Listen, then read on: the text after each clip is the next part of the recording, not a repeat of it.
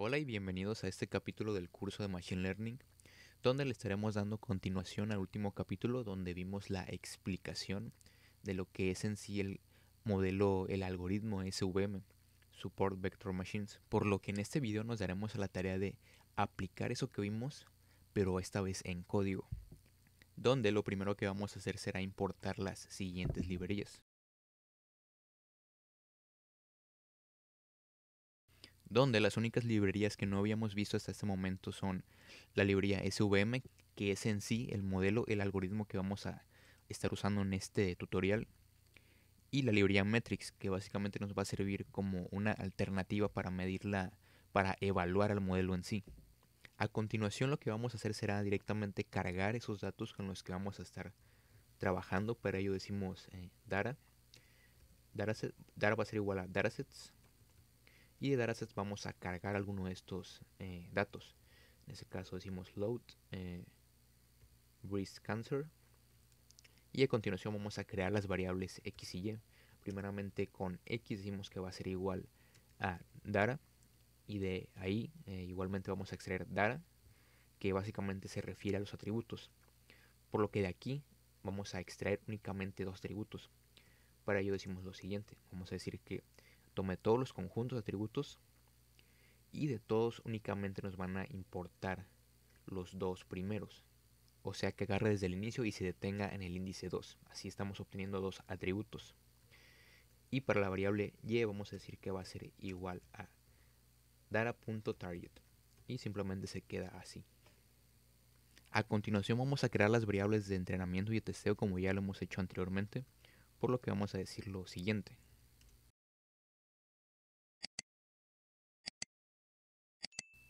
a continuación vamos a proceder a lo que sería la creación en sí del modelo, su posterior entrenamiento, y finalizar con la evaluación de ese modelo para ver qué tan bien se adaptó a los datos. Para ello decimos CLF, que vendría a ser clasificador. Esto sería igual a SVM, en sí el algoritmo que importamos acá arriba, pero de aquí vamos a usar SVC, que es en sí el modelo en que se basan las máquinas de vectores de soporte. Por el momento no vamos a pasarle ningún parámetro, vamos a dejarlo así.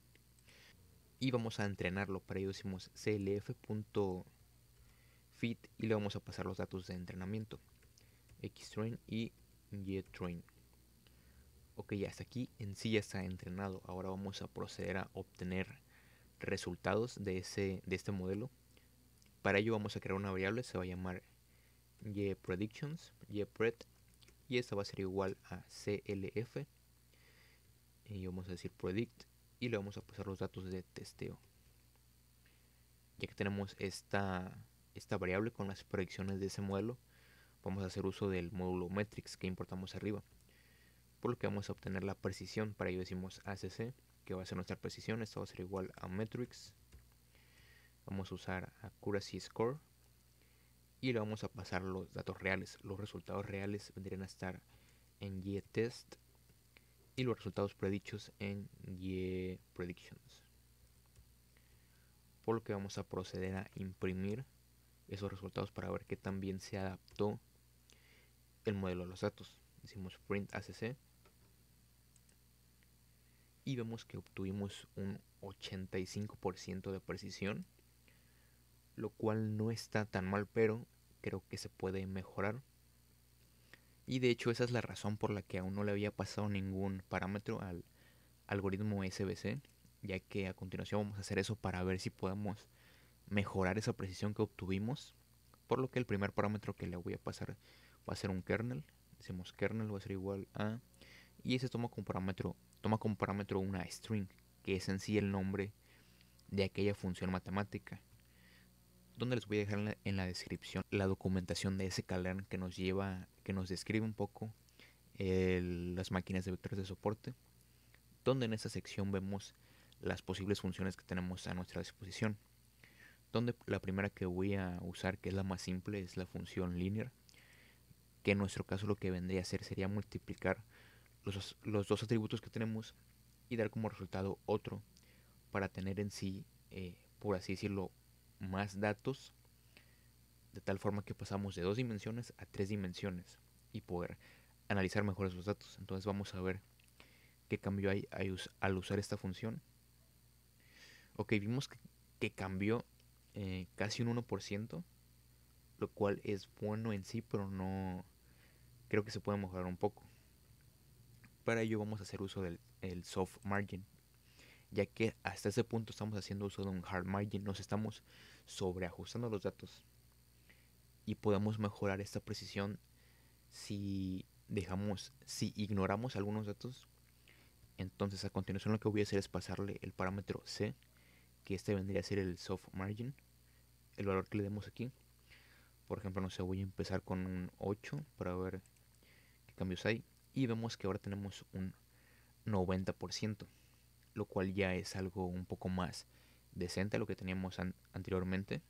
Por lo que dicho esto, no voy a indagar en las demás funciones. Eso se lo recomiendo a ustedes que jueguen un poco con este algoritmo y cambien la función, cambien el soft margin, que hagan uso de, por ejemplo, la función polinomial, que esta en sí nos deja usar otro parámetro que sería degree, y aquí le pasaríamos un número. Si se lo paso con la función lineal me daría un error, ya que la función lineal no tiene este parámetro d, que sí tiene la función polinomial. Entonces, pues eso, les recomiendo que jueguen un poco con los parámetros y vean ustedes cuál es la combinación que les da los mejores resultados respecto a los datos que tengan ustedes de entrenamiento.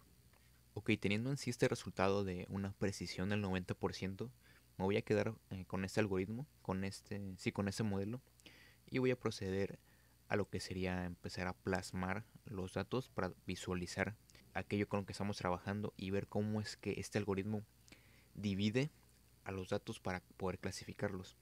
Para ello voy a crear un par de funciones que resumen un poco lo que estuvimos viendo en la gráfica del modelo KNN. Entonces voy a decir lo siguiente.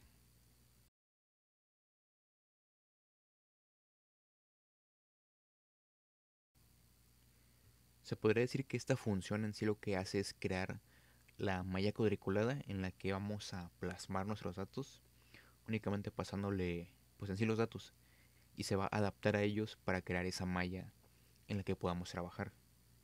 Ok, esa segunda función en sí, su tarea básicamente es colorear el fondo de tal forma que una región va a ir dirigida a una clasificación. En este caso estamos trabajando con datos de cáncer de mama, entonces lo que va a detectar, en sí lo que va a detectar es si un grupo de células tiende a ser maligno o no.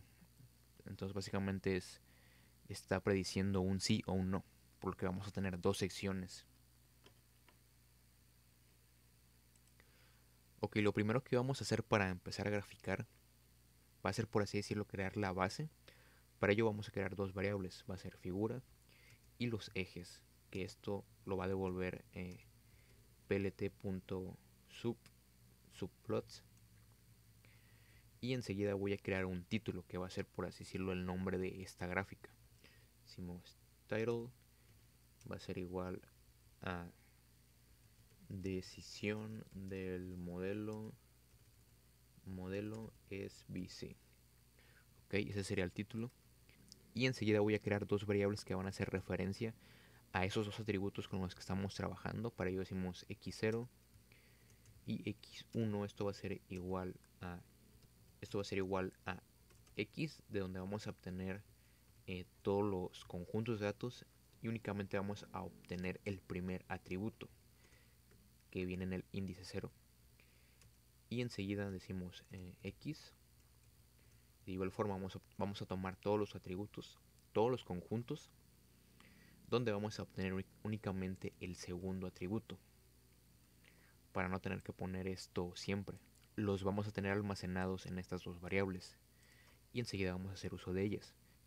Vamos a crear dos variables, xx e y, que van a ser, por decirlo, el conjunto de coordenadas en las que nos vamos a basar posteriormente.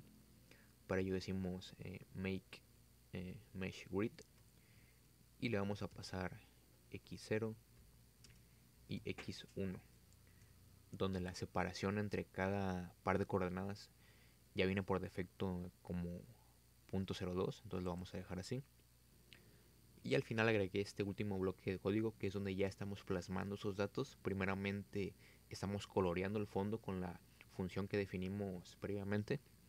Primero le pasamos los ejes donde queremos que coloree ese fondo. Después le pasamos el modelo, el clasificador. Le pasamos las coordenadas base para X y para Y. Y el CMap, el color map, le estamos pasando uno que ya viene integrado en Matplotlib, que es Coolworm, que básicamente es una escala que principalmente se usa para mostrar temperatura, para decir si una cosa está caliente o fría, si es una cosa u otra. En este caso nos viene bien ya que estamos trabajando con dos posibles salidas, que vendría siendo o rojo o azul, o sí o no. Y el alfa, que es la intensidad de esos colores, en este caso lo pusimos como .8. Después en esos ejes estamos plasmando, estamos dispersando todos los datos de los que disponemos del atributo, del primer atributo y del segundo atributo, donde el color de esos puntos está dado por el resultado real que viene dado por Y. Y de igual forma estamos usando los mismos colores de Coolworm, o azul o rojo. El S viene a ser el size de estos puntos, que en este caso es 15, y el color del borde, que en este caso es negro. Al final agregamos el título y ya podemos, si corremos todo. Ok, aquí hubo un pequeño error, tuve que combinar esos dos bloques para que tenga sentido a la hora de graficarlo. Entonces le damos a Run All, que corra todo, y ya deberíamos de tener ese resultado que se espera respecto al algoritmo SVM, donde podemos apreciar que el resultado que obtuvimos es bastante similar a lo que vimos en la explicación de este algoritmo. Vemos que se crea una especie de línea que corta los datos de tal forma que se crean dos regiones, una en este caso de color rojo, donde al momento que se agregue un nuevo dato en esta región, el algoritmo lo va a clasificar como que esos atributos corresponden a una célula maligna, y los datos que futuramente se agreguen a la región de color azul, el algoritmo va a creer que no pertenecen a una célula maligna. De tal forma, este es el funcionamiento, esa es la aplicación de este modelo, el modelo SVM, las máquinas de vectores de soporte. Si te quedó alguna duda de cómo es que funciona ese algoritmo, a qué se refiere o alguna duda del código, siempre puedes dejarla en los comentarios y yo voy a tratar de responder lo mejor que pueda a ella. Y en el siguiente video vamos a estar viendo el modelo K-means clustering.